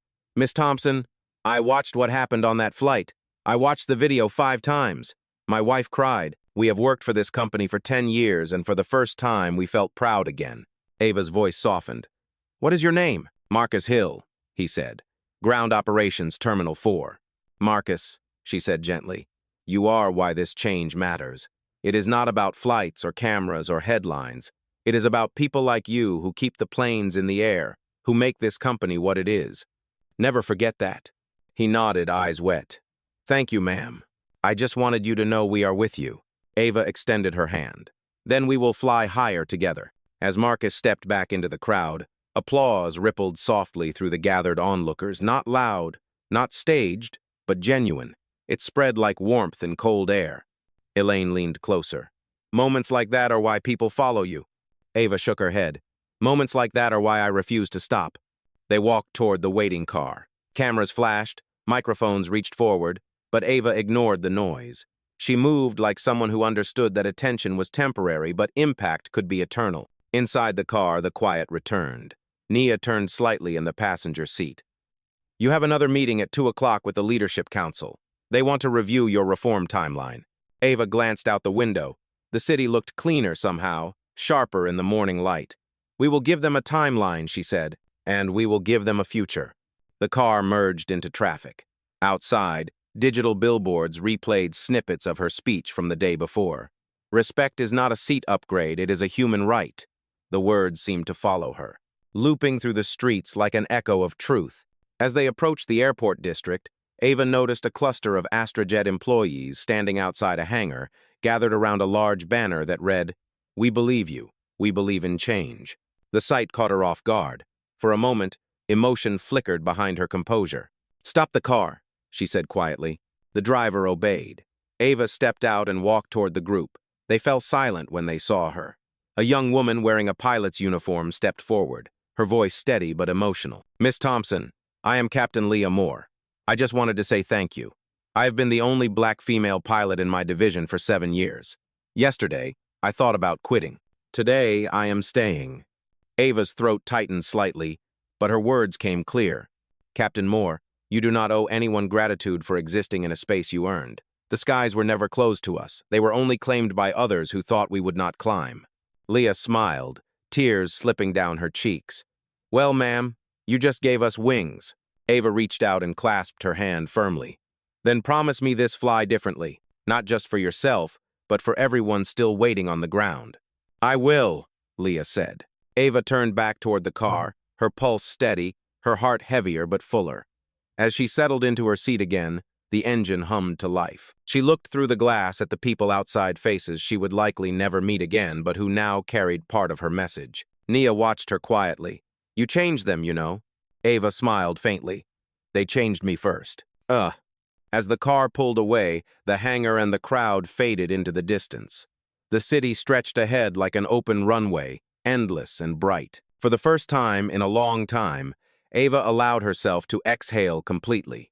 The storm had passed. The mission had only just begun, and somewhere deep inside, she knew. Justice was no longer in the clouds. It was finally on the ground, ready to build, ready to stay. The afternoon sun hung low over Seattle, painting the Astrojet headquarters in gold and shadow. The city outside pulsed with movement, but inside the executive tower, a deeper stillness had settled, a silence that felt like the moment before an orchestra begins to play. Ava Thompson stood before a wide glass wall in her office, overlooking the airfield below. Jets glided in and out with mechanical grace, their silver wings catching the light like slow-moving mirrors. It struck her how calm the sky looked, considering what it had witnessed only 2 days ago. Behind her, the faint chime of an incoming call echoed. Nia's voice followed, steady but excited. "Ava, the board members from London and Dubai have confirmed. The emergency global leadership meeting is ready to begin." Ava turned from the window. "Good. Patch them through to the main screen." The conference wall lit up with faces, executives from every continent, their expressions split between admiration and apprehension. For decades, Astrojet had prided itself on efficiency, profit, and luxury. But today, its future depended on something far less tangible: integrity. Elaine Rivers entered the room carrying a folder. "All documents are ready," she said. "Every department has signed off on the transparent wings reform policy except operations. They are worried about cost implications." Ava took the folder, flipping it open without looking away from the screen. "Then we will remind them that cost is the language of fear. Progress is the language of courage." Elaine smiled faintly. "You sound like your mother." Ava's gaze softened. "She taught me that dignity always has a price. The only question is who pays it." Nia adjusted the camera settings as the virtual meeting began. The chair of the global board, a man named Richard Alcott, cleared his throat from the London feed. "Miss Thompson," he began, his voice formal but not unkind. "Before we proceed, let me commend you for the leadership you have shown under immense public pressure. The world has been watching, and I must say they have been impressed." Ava inclined her head. "Thank you, Richard. But public applause is not the goal. Structural change is." He nodded, slightly uneasy. "Yes, of course. Still, some investors are concerned about the scope of your reforms. They are asking how far this initiative will reach." Ava met his eyes through the lens. All the way to the top. A ripple of discomfort moved across the screen. Several faces looked away. One executive in the Dubai branch, a woman named Amira Khan, spoke next. "Miss Thompson, I support your mission entirely, but retraining and compliance restructuring will require halting operations for 2 full days across multiple regions. That is unprecedented." Ava's tone was calm, but absolute. So was what happened on Flight 678. No one responded. She continued, her voice carrying a quiet fire. "We have built an empire on time efficiency, on takeoffs, arrivals, and schedules. But efficiency without empathy is just speed toward decay. I will not let Astrojet become a well-polished machine that forgets the people inside it." Amira leaned forward, nodding slowly. "Then consider Dubai fully aligned." One by one, other branches followed: Singapore, Johannesburg, Sao Paulo, each voice committing to the change. Only London hesitated. Richard Alcott sighed. You are asking us to undo decades of culture, Ava. That is not something achieved by a single initiative. Ava smiled faintly. Then it is fortunate that this is not an initiative. It is a correction.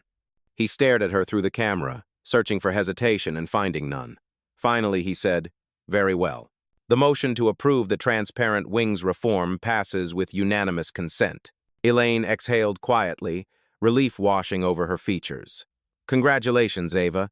You just changed the trajectory of an entire industry. But Ava did not smile. She closed the folder gently and said, Then the real work begins. The meeting ended, screens fading to black. For a long moment, the office was silent except for the faint hum of the city below. Elaine broke the quiet. You did it. You faced them without flinching. Ava turned toward the window again. They are not the ones I was afraid of. Elaine frowned slightly. Then who? Ava's eyes followed the slow movement of a departing plane as it lifted from the runway, engines roaring softly. Myself, she said. Because power changes people. I just need to make sure it does not change me. Elaine watched her closely, realizing that beneath the calm authority was fatigue, a deep, invisible kind that no sleep could fix. You have been carrying this alone for too long, she said quietly. Ava shook her head. Not alone anymore, not after yesterday. Her phone buzzed again. A message flashed from an unknown number. You do not know me, but I was on flight 678. I was too afraid to speak then. Thank you for speaking for all of us. You reminded me that silence can be violence too.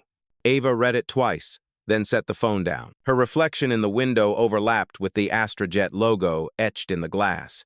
It no longer looked like a corporate symbol, it looked like wings. Nia's voice interrupted softly through the intercom. Ava, the media is calling this the altitude shift. Every network wants an exclusive. Shall I schedule something? Ava thought for a moment, then shook her head. Not yet. Let the story breathe. Let the world realize that this was not about spectacle. It was about consequence. Outside, a jet ascended into the glowing sky, sunlight flashing along its fuselage. Ava watched until it disappeared into the blue. Elaine stood beside her, both women reflected in the glass. Do you ever think the sky remembers us? Elaine asked softly. Ava smiled gently.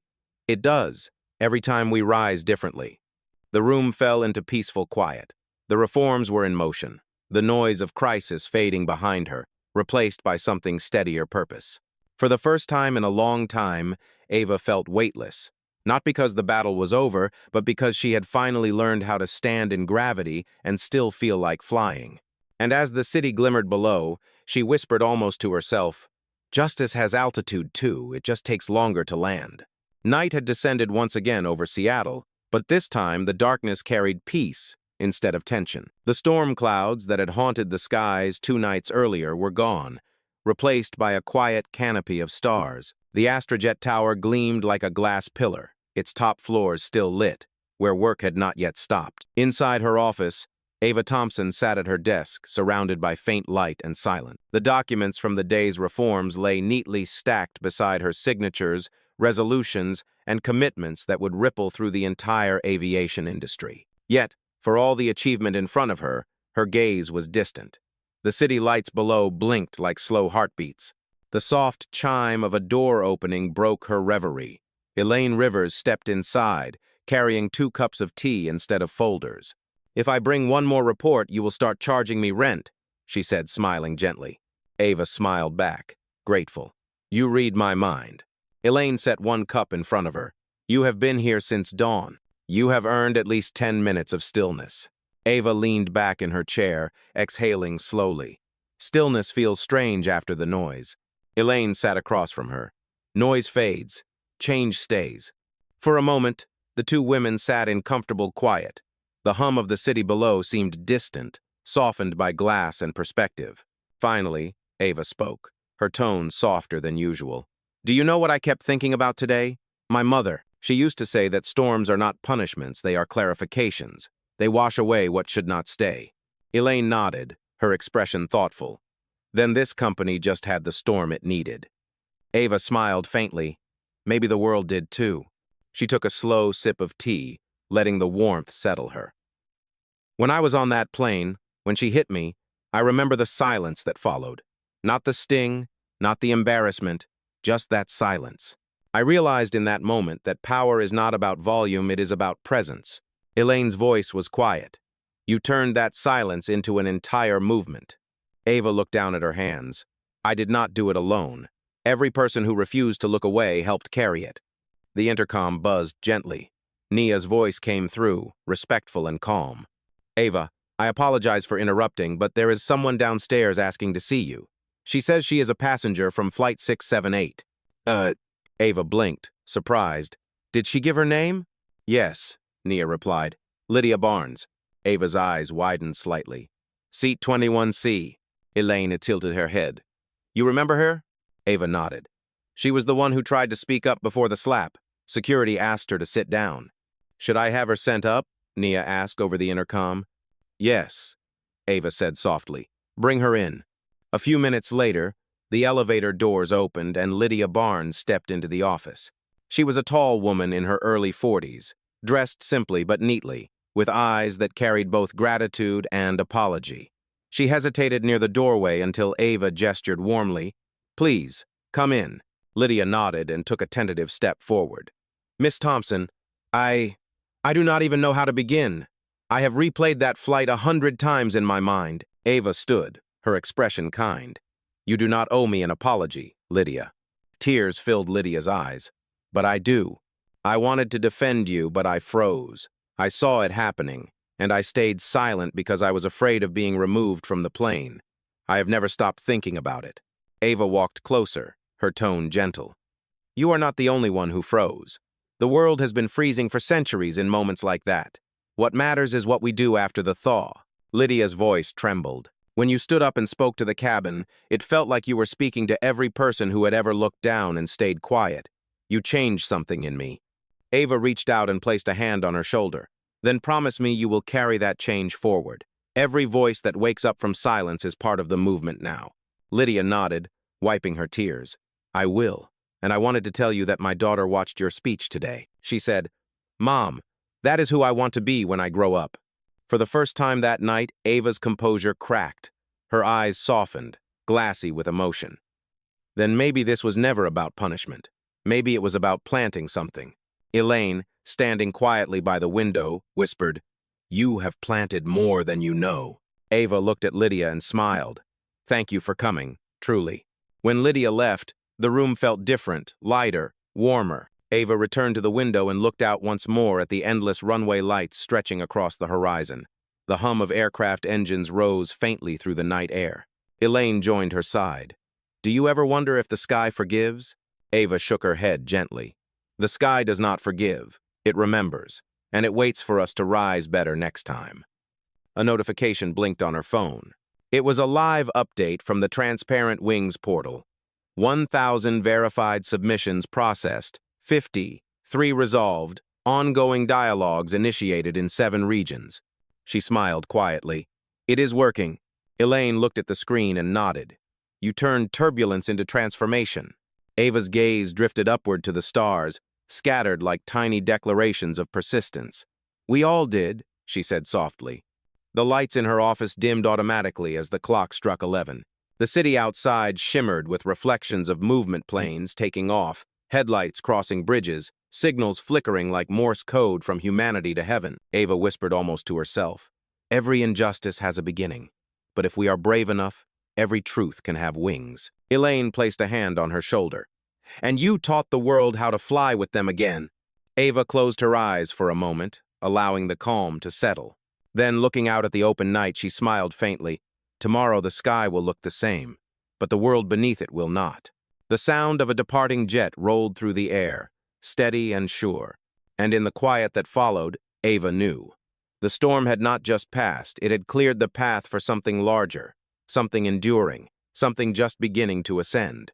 The next morning rose with an uncommon stillness, the kind of quiet that precedes a shift too deep to name. The city of Seattle was waking slowly under a pale sunrise, its streets still damp from the night's rain. The glass walls of Astrojet headquarters reflected the soft light, glowing faintly like the beginning of a promise. Ava Thompson stepped out of the elevator into the main lobby, a cup of black coffee in hand. The air smelled of new beginnings, fresh polish on the floors, a hint of citrus cleaner, and the faint hum of screens displaying headlines that still carried her name. Ava Thompson redefines corporate justice. A black CEO changes the flight path of an industry. The slap that started a movement. Each title tried to define what had happened, but none of them truly could. Because this was not about a slap. It was about the invisible ones, the daily indignities millions endured quietly while the world looked away. Nia was already waiting near the security gate, tablet in hand. "Good morning, Ava. You have 3 media requests, 2 government follow-ups, and 1 personal message I think you should see first." Ava raised an eyebrow. "Personal?" Nia nodded and handed her the tablet. On the screen was a short video message, time-stamped 2 hours earlier. The sender, Nicole Walsh. Ava hesitated before pressing play. The video began with a dimly lit room, plain walls, and the unmistakable fatigue of someone stripped bare of pretense. Nicole sat in front of the camera. No uniform, no makeup, her hair tied back loosely. Her eyes were swollen but clear. "Miss Thompson," she began, her voice trembling but steady. "I do not expect forgiveness. I do not deserve it. But I needed to speak. I have spent the last 48 hours watching myself on every screen, watching the worst moment of my life replayed again and again. And the hardest part is not the punishment. It is realizing that I was exactly the person I swore I would never become." Ava listened in silence, the video light flickering against her calm face. Nicole continued, "I want you to know that your words stayed with me. You said redemption does not come from words, it comes from change. So I am changing. I have started a fund for diversity training in flight schools. I have volunteered for the outreach program Astrojet is now launching. And I am writing a public apology not because I was told to, but because I need to. You showed me what accountability looks like. I am sorry for the harm I caused, to you and to everyone who saw themselves in that moment." Her voice cracked slightly at the end. "Thank you for standing when I failed to see." The video ended. Nia watched Ava closely, unsure what to say. "Do you want me to file this with public relations?" Ava shook her head. "No, leave it where it is. Some apologies are not meant for headlines." She handed the tablet back and stood for a moment, absorbing the weight of what she had just seen. Then she spoke quietly, almost to herself. "Maybe the storm washed more than I thought." Nia smiled faintly. "It seems so." They walked together through the lobby, where employees were gathering for the morning briefing. Unlike before, there was no stiffness in their posture, no wary distance in their eyes. They smiled at Ava as she passed, genuine and unforced. Elaine Rivers met them near the elevators, holding a folder. "Ava, the Transparent Wings Initiative reports are coming in faster than expected. Complaints, suggestions, even praise. People are not afraid to speak anymore." Ava nodded, a spark of quiet satisfaction flickering in her gaze. Then the silence is breaking. Elaine smiled. "It is shattering." Ava paused at the glass wall overlooking the airfield. Jets were lined up neatly under the morning sun, their metallic bodies gleaming like renewed faith. For a moment, she simply watched them, listening to the distant roar of engines warming for takeoff.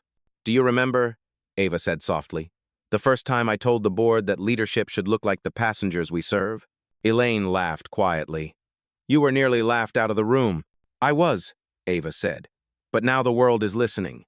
Nia checked her watch. "The press is waiting downstairs, Ava. They want your response to the government partnership and the training reforms. Are you ready for round 2? Ava smiled faintly. "I was born ready for the second act." As they made their way toward the press hall, the energy in the building shifted again. Employees stood along the walls and staircases, applauding softly as Ava passed. Some held signs, "Transparent Wings equals new flight path," and "We rise with you." The noise grew louder, not chaotic but united.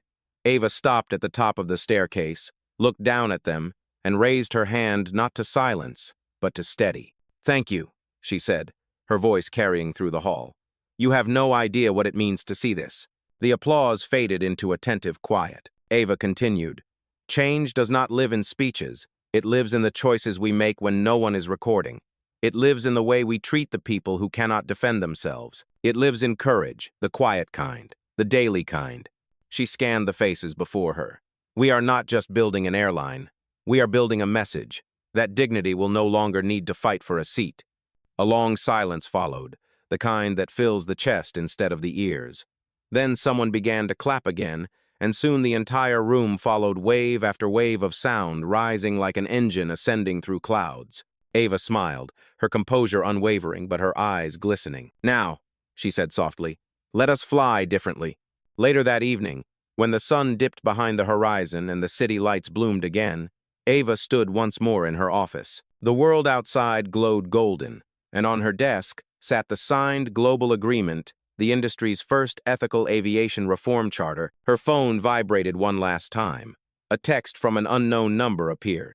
"Thank you for reminding me that altitude means nothing without humanity. N.W." Oh, Ava read it once, then looked out the window toward the sky, endless, open, and clean. And with a calm that felt earned, she whispered to herself, "Maybe we are all finally learning how to land." The night embraced the city. The planes continued their steady rhythm across the stars, and for the first time in a long time, the world above and the world below moved together in balance, in peace, in flight. The following week unfolded like a sunrise, slow, radiant, inevitable. Across the world, Astrojet's new reforms were no longer headlines. They were reality. Training centers buzzed with renewed purpose. Employees from every division gathered in conference rooms, not to listen to warnings, but to take part in discussions. The culture of silence was fading, replaced by something rare in corporate corridors: honesty. In Johannesburg, a flight attendant spoke openly about a bias she once endured and received applause instead of punishment. In Dubai, an engineer presented new safety procedures that included inclusive language for all crew members. In Chicago, a young intern stood in front of a camera and said, "We used to hide what we saw. Now we report it with pride." Every story rippled outward like waves, reaching headquarters where Ava Thompson listened through live broadcasts, her expression calm but deeply moved. Elaine entered the viewing room with Nia at her side. "It is working," she said softly. "Every regional base has reported engagement levels triple the usual numbers. Employees are staying after hours voluntarily." Ava smiled faintly, eyes still fixed on the screen showing a crew from Tokyo bowing together after finishing their session. "When people feel seen," she said, "they do not work out of obligation. They work out of belonging." Nia handed her a folder. "The United Nations Council for Corporate Responsibility has requested to meet with you next month. They want Astrojet to help draft international ethics guidelines." Ava paused, absorbing the weight of that sentence. "Guidelines," she repeated softly. "Not just for airlines, for everyone." Elaine nodded. "They called it the Thompson Standard." Ava gave a quiet laugh, part humility, part disbelief. "No, the standard belongs to everyone who refused to stay silent." For a while, the three women stood in silence, watching another video come through a group of mechanics in Ghana holding up a banner that read, "Equality keeps the engines running." The camera shook slightly as one of them shouted, "This is for you, Miss Thompson." Ava's throat tightened. "No," she whispered.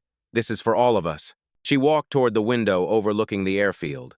Outside, the sun was beginning to set, brushing the sky with amber light. Jets moved gracefully across the horizon, their silver bodies gleaming as they lifted off.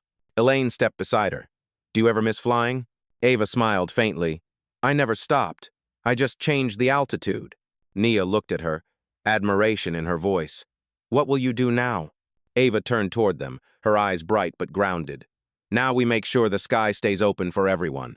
The hum of departing planes filled the air, a symphony of persistence and possibility. Ava watched one ascend until it became a bright point against the fading light. And as night slowly gathered around the city, she whispered, "Let every takeoff remind us we rise best when we rise together." 2 months later, the world no longer spoke of Flight 678 as an incident. It had become a landmark, an inflection point in both aviation and human behavior. The headlines had quieted, but the movement it sparked only grew louder, now living in the way people spoke, worked, and carried themselves. At Astrojet headquarters, the atmosphere had changed entirely. The once sterile corridors now displayed portraits of employees who had contributed to reform pilots, engineers, attendants, and even passengers. Beneath each portrait was a single phrase: "Every voice counts at 30,000 feet. Me." In the boardroom, Ava Thompson sat across from international delegates from the United Nations Council for Corporate Responsibility. Around her, flags from 12 nations lined the walls. The meeting was the culmination of months of negotiation, and now, with one final vote, a new global framework for corporate ethics was about to be ratified. The council chair, a dignified woman with silver hair, addressed the room. Miss Thompson, you have turned what began as an act of humiliation into a movement of reform. The proposal before us, the Global Dignity in Flight Charter, will set the first worldwide standard for bias prevention and ethical accountability across the aviation industry. Do you have any final words before the vote? Ava rose slowly, her presence commanding but serene. Yes, she said. When I boarded that flight, I was just another passenger. When I landed, I was a reminder that silence is not safety. What happened to me was personal, but what we build from it must be universal. Every human being deserves to travel and to live without having to justify their worth. Her voice deepened, carrying through the hall. If we want a better sky, we must start by building a better ground. Justice is not a moment of outrage. It is a discipline of compassion. Let this charter prove that dignity is not a luxury. It is oxygen. The room fell into complete silence. Then the council chair nodded solemnly and called for the vote. One by one, the representatives pressed their buttons. The digital board lit up unanimous approval. Applause filled the chamber, slow and powerful, like the sound of something eternal taking shape. Elaine, seated a few rows behind, wiped a tear. Nia grinned openly, pride shining through her restraint. Ava closed her eyes for a brief moment, grounding herself in the sound. She was not thinking of victory, nor of vindication. She was thinking of every mother, daughter, and dreamer who had ever been told to wait for respect that should have been theirs from the beginning. When she opened her eyes, she smiled. Then let us begin the age of clear skies. Outside, a plane ascended into the bright morning air, its wings glinting like a promise steady, rising, and free. Weeks later, the world moved with a quieter rhythm. The frenzy of news had passed, replaced by something steadier change in motion. Airports across continents displayed banners carrying a single line from Ava Thompson's speech. Dignity is not granted, it is practiced. The words had become more than a slogan. They were a compass. At Seattle International Airport, the early morning light spilled across the polished floor as travelers hurried toward new destinations. Among them stood Ava, alone and unannounced. No cameras, no entourage. Just a woman carrying a simple leather bag and the calm of someone who had found her peace. She paused near Gate 6, the same number as the flight that had changed everything. A new crew passed by, their uniforms different now. Each bore a small emblem stitched in silver thread, a wing framed by an open circle, the transparent wing's insignia. The symbol of reform she had once only dreamed of seeing. A young flight attendant noticed her and froze. "Miss Thompson?" she said softly, almost disbelieving. "It is really you." Ava smiled. "It is me. Are you flying today?" "Yes," the attendant replied, pride gleaming in her voice. "Flight 679 to Atlanta. My first route as senior crew." Ava's smile deepened. "Then make it one that remembers where we have been." The attendant nodded, eyes bright. "We will." As Ava watched her walk away, she felt something shift quietly inside her. Not relief, not pride, something deeper continuity. The assurance that the story no longer belonged to her alone. Outside the terminal window, a plane rolled slowly along the runway, engines humming like a heartbeat. The morning sun broke through the clouds, scattering gold across its wings. Elaine's voice echoed in her memory. "Do you ever think the sky remembers us?" Ava smiled faintly to herself. "It does," she whispered, "and it waits for us to rise better each time." The boarding call sounded. Passengers began to line up, unaware that history had once sat where they now stood. Ava took a slow breath, turned toward the exit, and walked into the morning light. Above her, a jet climbed higher, its wings slicing through the clouds, calm, certain, and free. And somewhere between earth and heaven, justice continued to fly.